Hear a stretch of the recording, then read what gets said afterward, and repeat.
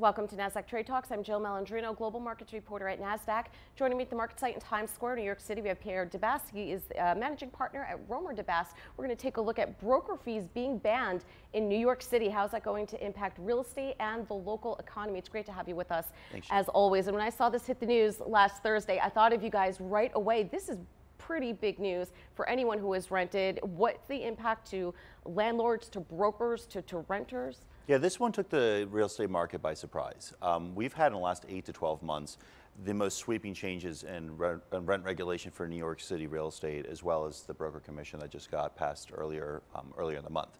So the reaction in the marketplace is not good.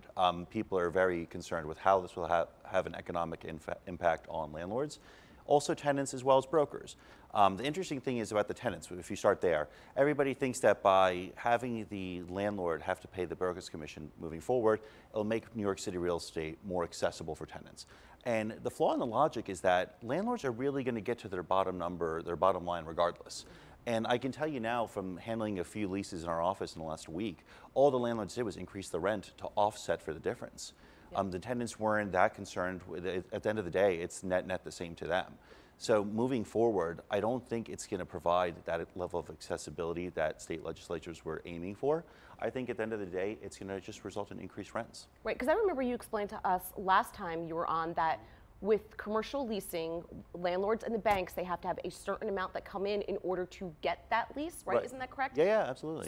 So when legislators are saying, or when the average person like I'm saying, why not make rents lower in the city so more people can afford to have storefronts and rent here? It doesn't quite work that way, though. No, it's not a simple solution, because if you take your smaller landlords, take someone who owns an individual condominium unit and rents it out, or somebody who owns a 4 to 6 family building, their margins are rather slim. It's not as profitable as one would necessarily think. The larger landlords will be fine. The ones who own hundreds of units throughout the city or thousands of units. They'll figure it out. They have the cash flow to, withstand this added expense.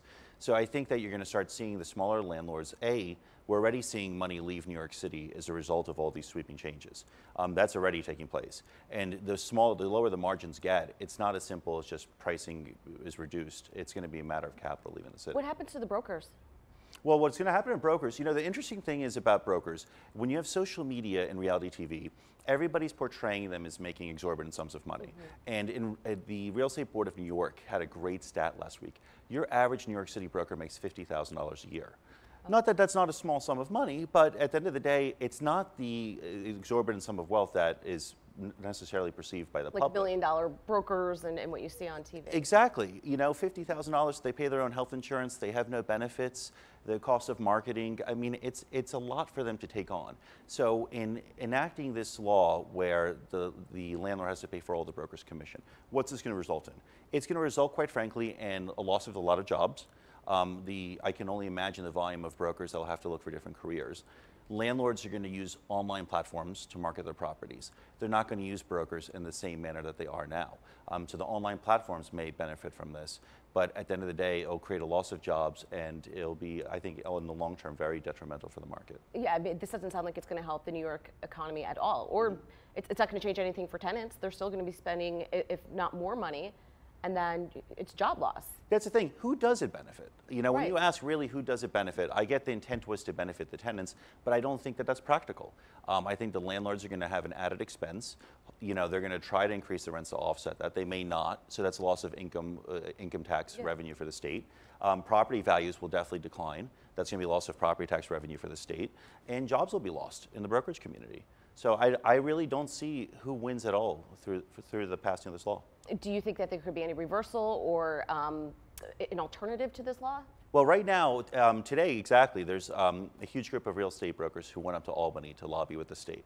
And then if you go back to the rent reg changes that took place in June, the major landlords of New York State are suing the state, trying to reverse this. So there's a lot of tension in the marketplace now and a lot of lobbying and litigation. I'm hopeful that there comes some middle ground between everything that's going on. Some of this is scaled back, but at the moment I'm not optimistic, because it really seems that the state is gunning for the real estate market and the real estate community.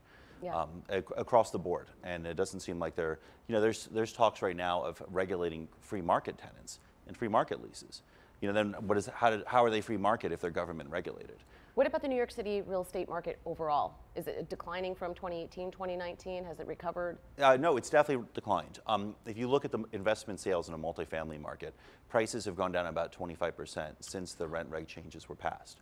Deal volume is down significantly. I don't know the exact statistic, but I can tell you in my office, the volume of multifamily deals and investment sales has plummeted. So that's certainly not good for the market. On the residential side, you're seeing a transition in terms of a correction in pricing, but the interest for investors, if you take that demographic, that's completely deteriorated, largely because people want to wait and see what's going on here.